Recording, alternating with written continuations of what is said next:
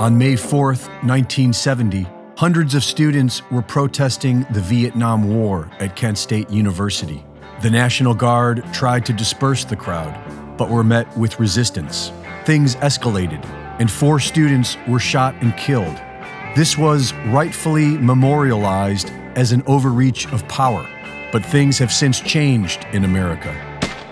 On January 6, 2021, during perhaps the biggest peaceful protest of American history, the FBI instigated violence. Things escalated, and 4 people died, including Ashley Babbitt, an unarmed Air Force veteran who was executed for climbing through a window.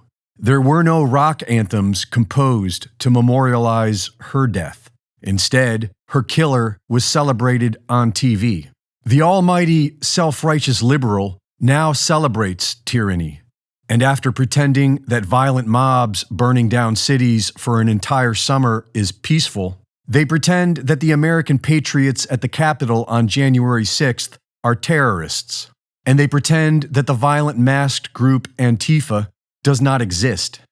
Antifa has been used regularly to silence, intimidate, and violently attack peaceful protesters, including women, children, and the elderly.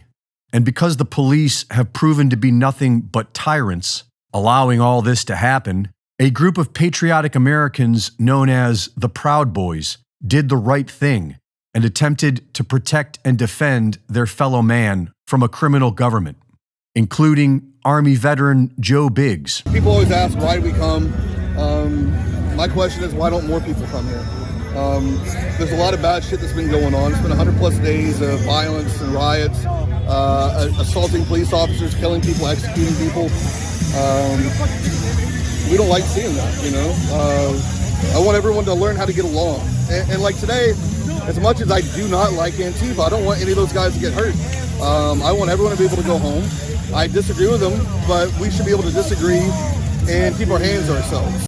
Because the police have done nothing, while innocent lives have been taken by government proxy groups Antifa and Black Lives Matter, the Proud Boys stood up to exercise our God-given right under natural law, self-defense. And because the brainwashed masses have fallen into complete submission to the corrupt system, a new precedent is now being set that will forever change this country, strip us of our First Amendment, and further enslave us all. Joe Biggs, along with 4 other members of the Proud Boys, are now being tried for sedition and face up to 20 years in prison. Court reporter Alicia Powell was there to witness the lead prosecutor accusing the defense of being racist, and nearly every potential jury member has rallied for Black Lives Matter and supports Antifa. A former CIA operative has also been qualified for the jury. These political prisoners have been rotting in an American gulag for a year. Some are being starved and drugged, and our so-called leadership does absolutely nothing. The trial is set for next week.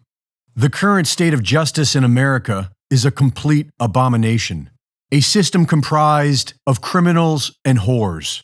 May God bless America, because we need a miracle. Reporting for InfoWars, this is Greg Reese.